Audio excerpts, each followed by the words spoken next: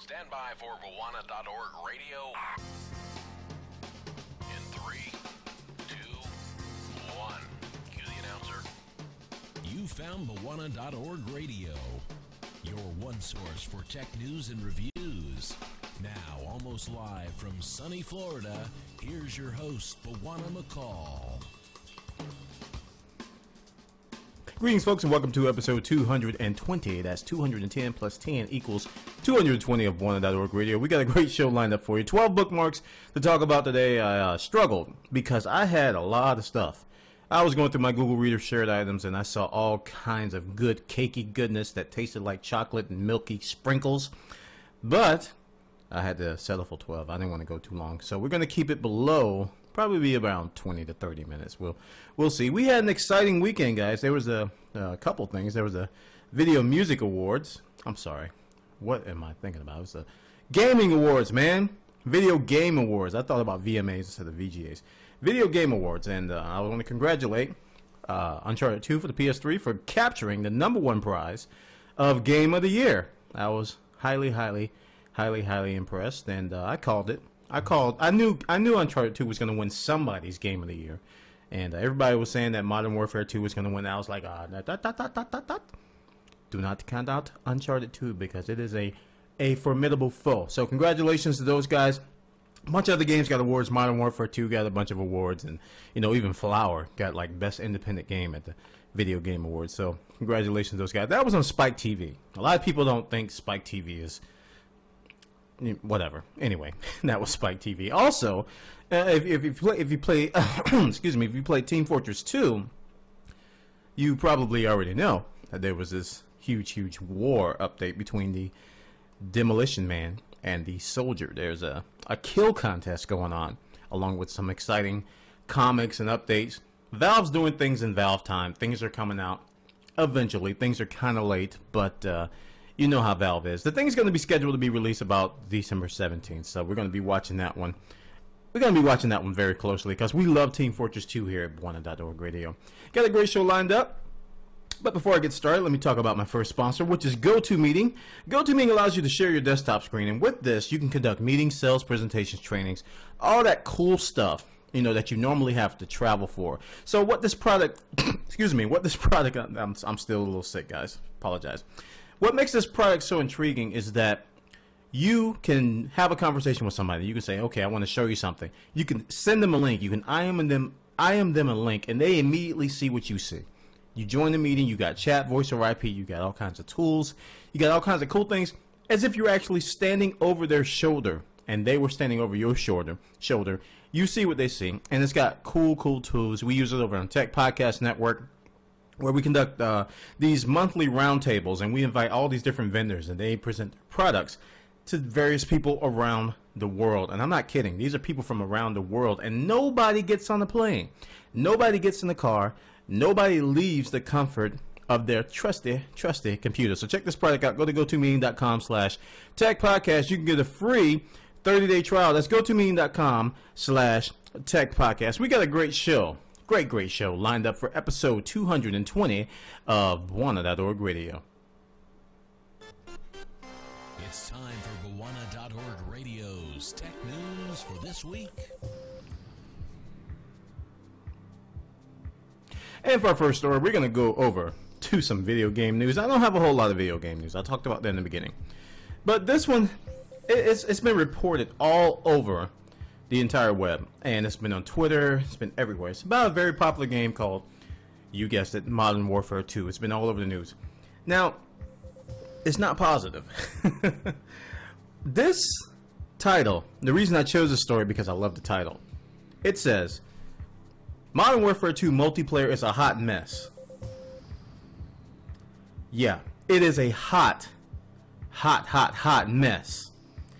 Right now, we got a community member, Seishan. He shared his experience with us over on our forum at Bwana.org/forum. He just talked us through some of the things he went through. He experienced things such as joining other people's private matches and, being susceptible to unlimited ammo and all these different grenade glitches without doing anything. In short, it's like a virus almost. I mean, I'm going to blog about this in detail, but essentially, if you join a match that has these exploits, all these different bugs, all these different things, then if you host a match, it's going to have the same stuff. It's ugly, man. It's a hot mess. And this one is talking about other things on the PS3 and other. I just like the title of this. Search the web for Modern Warfare 2 glitches, and you're going to see all kinds of YouTube videos, blog posts. Again, I'm going to post something on Buana.org about it. It's just out of control, man. We were talking about this in the chat room. We've never seen a game this buggy before. I mean, I played a lot of bad games, but this is crazy. We got the javelin glitches. We got all kinds of prestige hacks where people just hack, do something, and they get automatically everything, all the weapons, everything. And we got these cheats. We got unlimited ammo. We got wall hacks. We got aimbots. And these are going across consoles and PCs. And remember, Infinity Ward was all over the PC for being hackable. Well, it's all over the consoles now as well. So this thing called IWNet that Infinity Ward is so proud of is turning out to be very, very buggy. I'm hoping. All right, 402 went on Twitter and he said that these things are being looked at, they know about it, and they're going to be fixed. I hope they're going to be fixed sooner than later because March is coming up pretty quickly. And there's another game coming out in March called Battlefield Bad Company 2 that has the eye of a lot of gamers, including this one. And it looks good. A lot of those people are going to be jumping ship unless these things get fixed because it ruins the matches. I mean, you go into these games. I've been a part of some games that had the javelin glitch. People were running around suicide bombing everybody. Things you're not supposed to be able to do. And it just ruins the whole game. People don't want to play anymore. That's bad. If you're Infinity Ward, that's bad when people don't want to play your game anymore. So check this out. This story this is on DualShockers.com, but there's a bunch of other things. Modern Warfare 2 multiplayer is definitely a hot mess. So check that out. Next story has to do with a piece of software that I reviewed before called Plurk. This was back in the day where I was using a lot of Twitter and social networks. Excuse me. Twitter and social networks and all kinds of cool things. Well, Plurk got a lot of flack because people didn't like its interface. It had this what they call revolutionary, which I think was different. And it's still pretty cool. It had a timeline and a horizontal timeline. And as people would update, you would see the timeline go left to right. It was different from what you see as a vertical timeline. Well, a lot of people rubbed it off. They just say, all right, we're going to erase that. Plurk sucks, blah, blah, blah. But Plurk has been around, still around. People love it. The community's still thriving. Apparently, it's making inroads in China because Microsoft, out of China, decided to copy Plurk. And what I have here is the Microsoft statement that is addressing that. This Microsoft company, the Microsoft China, they briefly put up a site that looked exactly like Plurk. I mean, they copied it pretty much verbatim. There's screenshots going around the web. But I want to link you to Microsoft's response, and in short, they're basically saying that they apologize, they acknowledge it, that Microsoft China, MSN China, I don't say Microsoft, MSN China decided to do this, decided to copy Plurk. And they're obviously, like they said, we're very disappointed, but we assume responsibility for the situation. We apologize to Plurk, and we will be reaching out to them directly to explain what happened and the steps we have taken to resolve the situation. So this is Microsoft's response. This is their statement back to Plurk, apologizing. And I respect Microsoft for that. A lot of companies wouldn't do this. A lot of companies would flat out deny it, even when caught red-handed. But Microsoft stepped up. They said, hey, we did this, even though it's out of China and this and that. We're going to assume full responsibility. We're going to take the heat for it. We're going to apologize. We're going to reach out. So Microsoft's doing the right thing. But still, this is pie in the face, man. This is, you're copying Plurk. Oh, man, that's very, very bad. Check this out. This is the Microsoft.com press release, which responds to this very issue. Next story is not good news, and this is a gaming topic. I'm a former QA engineer, quality assurance engineer, senior engineer, QA manager. I did a lot of QA testing for various Fortune 500 companies, even consulted on it. Now, this next story is not good news because Sony Computer Entertainment of America has decided to lay off 30 quality assurance workers. Now, when I talk to people about QA, in my experience, a lot of people would look at QA as being dispensable. We don't need all these testers. You know, our developers can write the code, they can do it, they can test it themselves. We don't need these dedicated people. We don't need to pay anybody to test it. Heck, I can get in there and test it. That was the mindset. I don't know how many people that Sony Community, I'm going to just say SCEA. I don't know how many they had to begin with, but to lay off 30, it's not good. I never applaud laying off any QA people because there's always this offset. Just about every organization, there's way too many developers and not enough testers to basically validate the code. I don't want to get too deep into this theory because I know a lot about it, but this is just not good to see any QA positions laid off.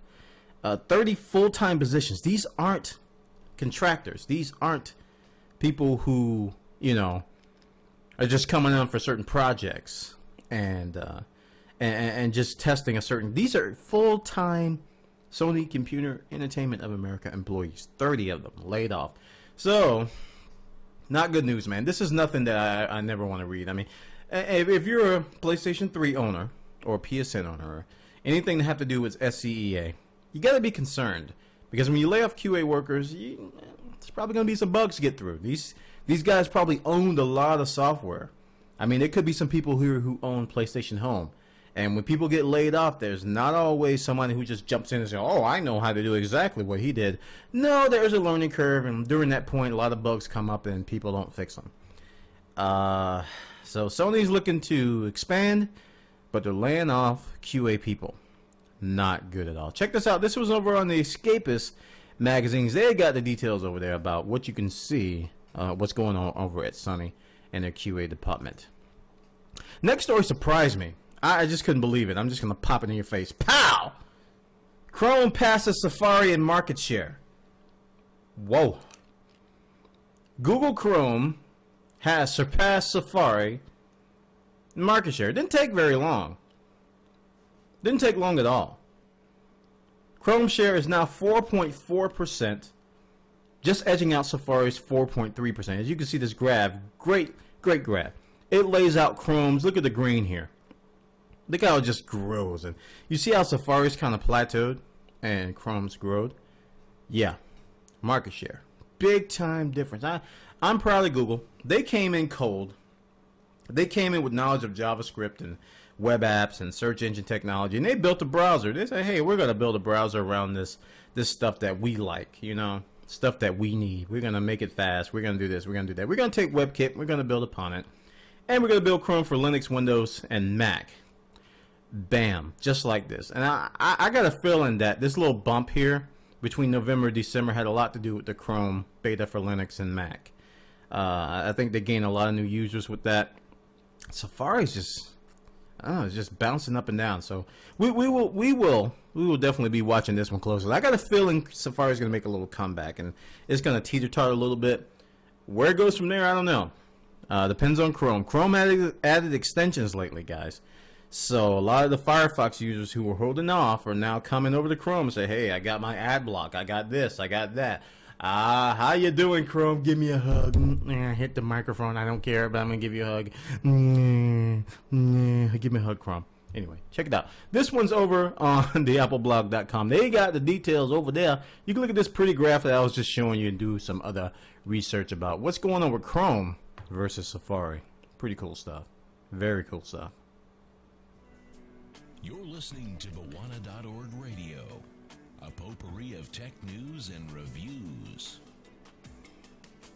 Back on my video blog, Bawana.tv, I did a series of videos regarding the Google Android platform. T-Mobile lent me a G1 review unit. I had a blast with it. This particular device is very, very cool. And as I stated in my review, the thing has a lot of potential, but it's just not quite there yet. One of my complaints when I reviewed the marketplace, which is their equivalent of the App Store, was that there wasn't enough apps. I mean, it was growing. We give it time, there'll be more apps. Well, this story points out something I think that's interesting. Not only do we have a lot of apps now in the Android market to the tune of 20,000, but over 60% of these apps are free. Yeah.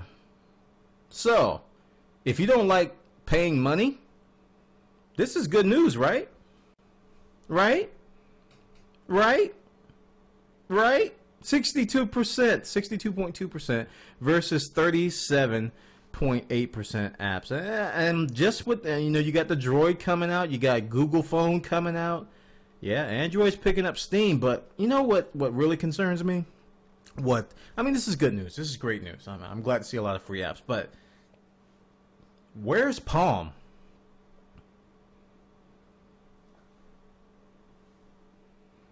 Where's Palm? Everybody was all over Palm. Give us a hug, Palm. Nah, give us a hug. Palm's marketplace or app store,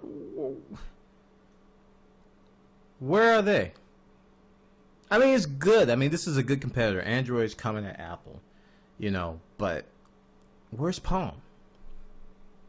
That's all I got to say about that. But check this out. This one's over on Engadget.com. They got a nice, pretty graph that I just showed you if you're watching the video. But if you're listening to the podcast, you probably can't see it. So go to the Engadget.com. This is the link you can get from the delicious.com/iBuff/220.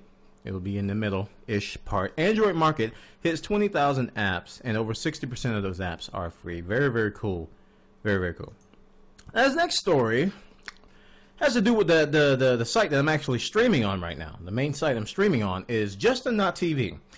And if you talk to people in the know, if you talk to the computer savvy, if you talk to the stream-worthy folk, Justin.tv gets a rep of broadcasting copyrighted material. In the past, it was bad. It was awful. When I wasn't using it, people were just blatant. It was just crazy blatant. But it has improved. I gotta say that, because I see sites go up and down all the time. It used to be all kinds of porn and everything running rampant, but they're really quick to take down things now. But TechCrunch didn't really think that they don't think Justin.tv is doing a good job. They wrote this story: how serious is Justin.tv about fighting live broadcasting piracy? And they go on to take a screenshot of the producers. Actually, this is not the producers. This is all channels. It's not a good screenshot. He called it producers, but these are all channels. And he's highlighting what he believes is copyrighted content. And they're saying that, well, Justin.tv is going to be... Justin.tv is scheduled, I think, on Friday. They're going to be scheduled to testify before the House Judiciary Committee regarding the future of online sports broadcasting. And they got a bunch of different things. Very cool stuff. But this article kind of bashes Justin.tv. They're basically saying that Justin.tv isn't doing anything about piracy. And Justin.tv made I think I reported on it here. They have a partnership with a piracy prevention company now that will automatically fingerprint and get rid of copyrighted material. That was only a couple weeks ago, though. But this article goes on to say that it's not working. It's just not working. Now, there's a bunch of TV shows. Granted, I'm not going to lie. If you go to Justin.tv right now in the entertainment section, there's a good chance you will find something that is probably copyrighted. It's a high probability of it. So I'm going to go ahead and go on to the next story. Just to be fair, Justin.tv came back with a rebuttal. They say that they have provided a lot of tools for copyright owners, such as CBS, NBC, all these different companies, even Fox. They've partnered with Fox. They give them the capability to instantly take down a video. So if Fox comes to my channel at Buona.tv and says, hey, that podcast resembles Rush Limbaugh, I don't know why they would say that. They could take it down immediately. They could just say, click their magic button, and it's gone. So Justin.tv's response is that we've given the copyright owners that tool to do that. Also, that they partnered with Fox, and Fox went on record to say that Justin.tv's is one of the best systems out there right now. And the thing that troubles me about the TechCrunch article is that it doesn't mention anyone else. This problem is not just on Justin.tv. This problem is everywhere. This problem is everywhere. It's on livestream.com. It's probably on Blog TV. I haven't been there in a while. It's on Ustream. If you go to Ustream, look at the live, there's all kinds of broadcasts of football, which we call soccer in the United States, everywhere. And they're usually the most popular ones. People streaming TV shows on Ustream are probably one of the most popular ones. So it's kind of unfair to single out Justin.tv because they're going to testify. The problem is there. I'm not saying that the problem isn't there, because it is there. But to single out Justin.tv, I think, is not a good practice. Obviously, TechCrunch, everybody knows TechCrunch has a vested interest in Ustream.tv. I mean, they do everything to Ustream. So for them not to mention Ustream or even mention that in the article is kind of, a little bit sketchy there. I don't want to defend Justin.tv in this area because there is copyrighted material, but they are doing things about it. And this article makes it seem like they're not doing anything. So check these out, form your own opinion, see what you think, and tell me what you think. I mean, this is a heated topic on the web today. A lot of people, are concerned about it, especially from the streaming perspective. If I stream something, is it copyright protected? How do I know? What do I do? Who do I contact? This is some good information. So check this out on Justin.tv and TechCrunch. They got a lot of verbiage and comments over there. You can check it out. Now this next story has a great title. I'm going to show you the title first before I show you the actual picture. Batmobile Limo. Is it the worst idea ever or the best? Just think about that. If you got a Batmobile Limo, is this a good idea or a bad idea? Let's scroll down and see. Yeah, this guy's got a Batmobile Limo, complete with fake rockets and tail and Batwing tail. Yeah, and a stretch. Yeah, it's got the blue rims, got the tires, got the smoking limo driver. He's not Alfred, but he'll do. Stretch limo. It's got the turbine in the front. Look at it. Observe. Drool. For this is the Batmobile Limo. Yeah. Picture of the tail. Check it out. This is over on the rawfeed.com. This is just crazy. This is not something I would buy. It's a good idea. It's a good prop vehicle. I'm not going to say I'm going to have to bid on this thing right now. I want to buy it. This is mine. Batmobile rocks. No, I'm not going to do that. But this is a very, very cool idea. Glad to see it done. but don't expect it to be at a car dealership or anything like that. It's a good concept. Check it out over on the rawfeed.com. They got the details over there.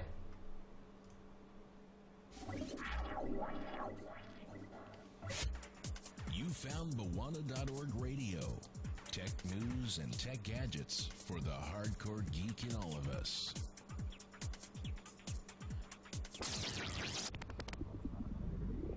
There's old school gamers, there's arcade gamers, and then there's Dreamcast gamers. These are a special breed of folk, I gotta say. People who love the Dreamcast, they don't let it go. Let me tell you what, these guys are still playing it today. They swear up and down that nothing that's out today is better than the Dreamcast. So, if you're one of those people, it's good news. Very, very good news. You might have yourself a portable Dreamcast. Yeah, you're not dreaming. This is a custom portable Dreamcast, and it is the real deal. Now, I play a lot of Crazy Taxi on my friend George's Dreamcast. We used to play that all the time in his apartment when I was in college. But that was the limit of my stuff. I mean, there was some, I think some Phantasy Star we played, of course Sonic and all that stuff.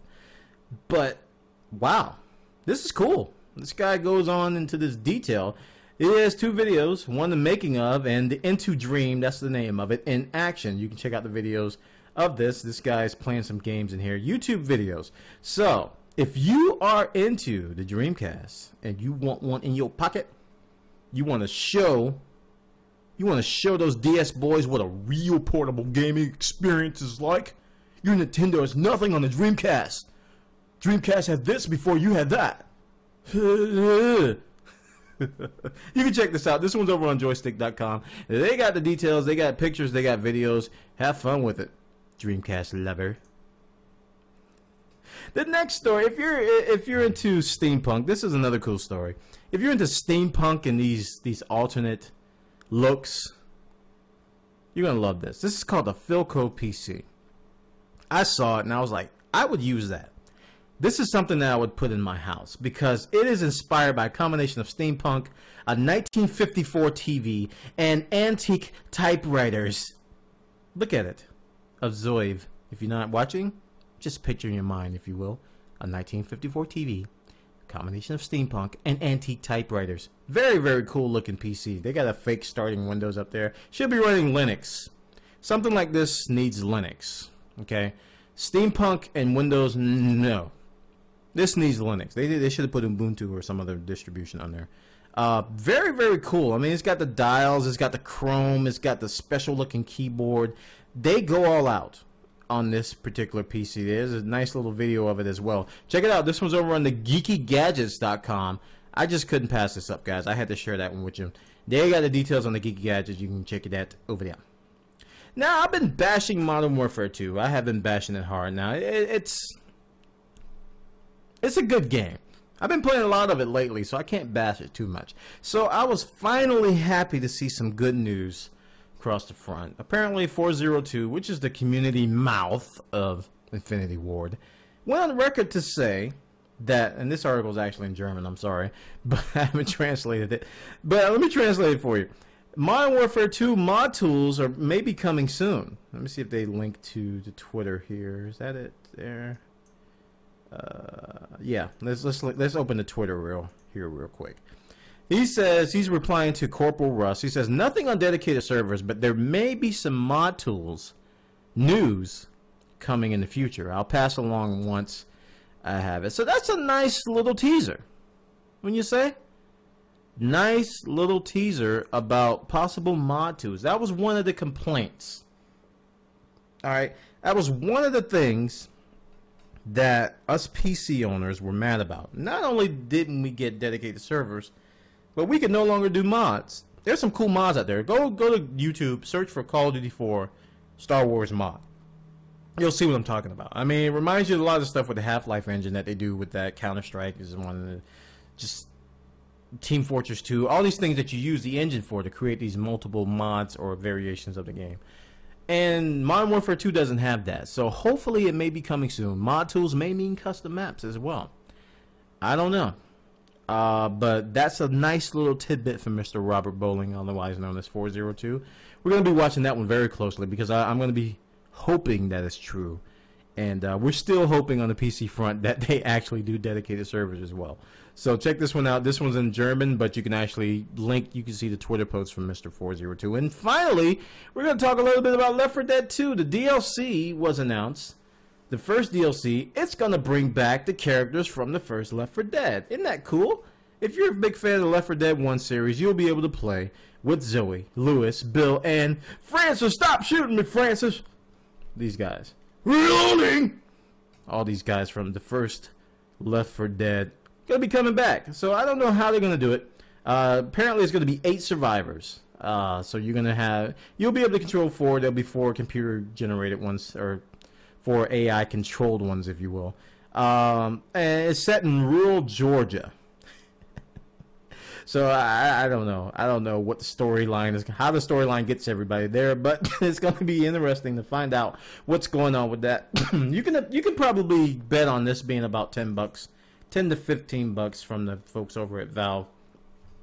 Those of you on the PC, that includes me, you might want to start saying goodbye to free downloadable content, because those days are kind of back there with that Dreamcast I was talking about earlier. Yeah, they're going to be charging for this stuff a lot more than what we're used to. So get ready for it. Prepare your brain. Grab your wallet tight. Squeeze it. Call your mother, father, relative, some loved person and say, I love you. Because DLC is not going to be free much longer. I'm predicting that they're going to charge for this on all platforms. I mean, times are hard, so we will see. And that concludes episode 220 of Buona.org Radio. I want to thank everybody for coming by. We're live at live.buona.tv, where we do this every Tuesday and Thursday night at 8:30 or roundabouts 8:30 p.m. Eastern. And I was sick, like I said, past couple weeks with pneumonia. You probably noticed on my video blog, Buona.tv. I'm already getting messages. What happened to your YouTube channel? What happened to your videos, man? You haven't done anything since November. Well, when you got pneumonia, you can't do a whole lot without going to sleep every 2 hours. I just didn't have the energy. But the energy's slowly coming back. I took a nap before this. That's why I got energy. And we're going to be getting more and more content up before the holidays hit. So look for that on Buona.tv. And thanks for coming by at live.buona.tv. And before I finish, let me talk about my final sponsor, which is Squarespace.com. Go to Squarespace.com and you can get a free 14-day trial, no credit card required. It allows you to build a great site in no time at all with little or no knowledge of HTML or CSS. It's got a drag and drop functionality, basically a drag and drop theory. You do everything visually. You don't need to code anything. That's the idea. You go up there, you use color pickers, you use theme pickers, and you just move things around. All right, it's kind of like, putting bunches of paper in front of you. Say, okay, I want to rearrange this to the way I want it to look. You don't need the coding for that. All you need is an imagination. So if you want to build a site using this technology, go to Squarespace.com. Check out the sites that are up there. They look very professional. And these guys didn't have to know any of that stuff. Some of them may have. But you didn't need to know HTML or CSS because all the tools are there for you. So go to Squarespace.com. Try that thing for 14 days. But if you decide to stick around after that 14 days, use the code Buona when you check out, and you'll save 10% on the life of the account. So thank you, Squarespace, for sponsoring Buona.org Radio. Alrighty, folks. I want to remind everybody we're having a giveaway this Friday on Buona.tv. Last week's Friday giveaway went to Big MacBook. He won Windows 7 Ultimate Edition. You can too. But you got to sign up for a forum. Go to Buona.org/forum, sign up there. And you got to have at least 25 posts, guys. I want people to communicate. I want you to participate to be eligible for the giveaway. Go to Buona.org/forum, sign up. Bunch of stuff to talk about. 25 posts you'll get in no time. This Friday, we're going to be giving away something. I haven't announced it yet. So come over to live.buona.tv after 8 p.m. Eastern. You'll see what we're doing. And make sure before you get there, you got those 25 posts on the forum. All right, guys. All right, that concludes episode 220. I forgot the number. Episode 220 of Buona.org Radio. And I will see you next time.